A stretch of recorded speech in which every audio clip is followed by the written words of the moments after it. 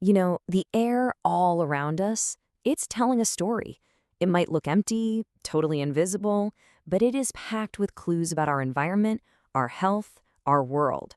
So today, we're going to learn how to read that story. We're going to make the invisible visible. I mean, really think about it. Every single breath you take has this unique chemical fingerprint of the world around you. It's kind of like a mystery, right?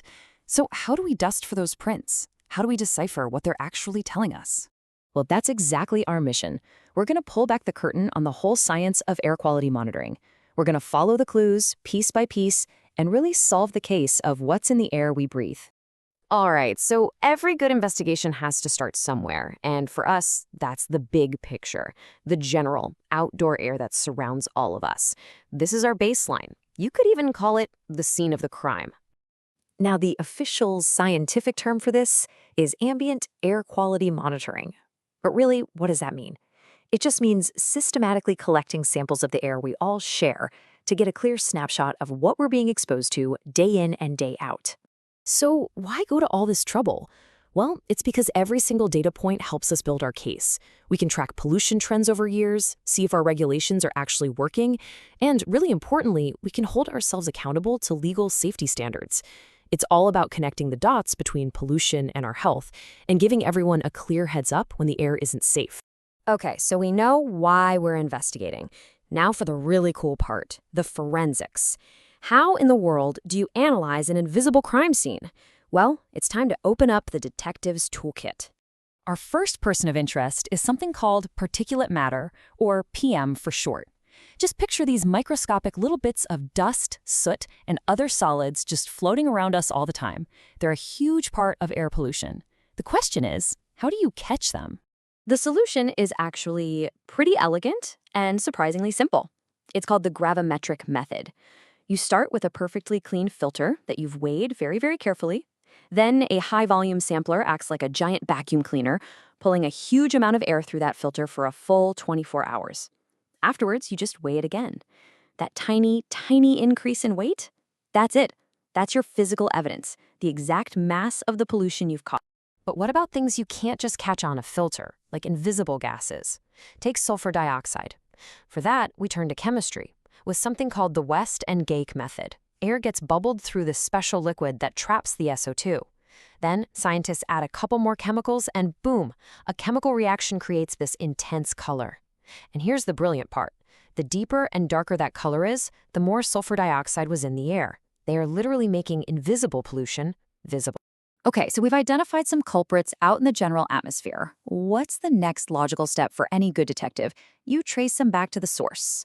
Where is all this stuff actually coming from? And that brings us to stack emission monitoring. This is where scientists go right to the source itself. Think of an industrial smokestack and measure pollutants at the exact moment they're being released. This is all about accountability, making sure specific places are sticking to their legal emission limits. This, though, presents a really unique challenge. I mean, the gas inside one of those stacks is hot, and it's moving incredibly fast. If you just stick a tube in there, how do you have any idea if the sample you're collecting is actually accurate? Well, it all comes down to what you could call the Goldilocks problem. It's got to be just right. See, if your collection pump sucks in air slower than the stack gas is moving, the stream of gas will literally just swerve around your nozzle. You'll miss some of the particles and you end up with a falsely low reading. But if you sample too fast, you create this little vacuum effect that pulls in extra gas, collecting too many particles and giving you a falsely high reading. So the absolute key is finding that just right speed. And the solution has a great name, isokinetic sampling. Iso means equal and kinetic means motion. It's a really sophisticated technique where the speed of the gas going into the sampling nozzle perfectly matches the speed of the gas inside the stack. That's how you know for sure that you're getting a true unbiased snapshot of the pollution. So we've gathered our evidence, we've got it from the ambient air, we've got it directly from the sources, but data is pretty much useless if it just sits in a lab report. How do we turn all these scientific findings into real-world protection? This is where the science officially meets the law. All of those measurements are compared against a set of legal limits called the National Ambient Air Quality Standards, or NAAQS. These standards are the rulebook. They define exactly what's considered a safe level of any given pollutant for us to breathe.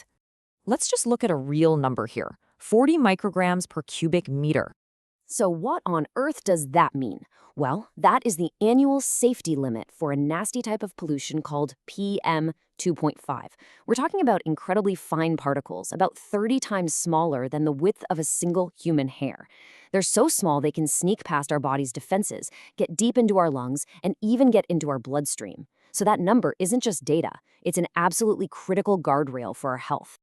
And here's the best part. All of this complex science gets translated into something really simple that all of us can use every single day: the Air Quality Index, or AQI. The easiest way to think about the AQI is like a weather forecast, but for the air. It takes all that data and turns it into a simple, color-coded scale that just tells you if the air is healthy or unhealthy to breathe today. So let's do a quick recap of our detective kit. For particulate matter, we use that clever gravimetric method, and we make it super precise at the source with isokinetic sampling. For invisible gases like SO2, we use smart chemistry to literally make them appear as colors. And while we have even more advanced tools that use light and other cool tricks to find other pollutants, the basic principle is always the same. Every culprit has a specific forensic technique to identify it.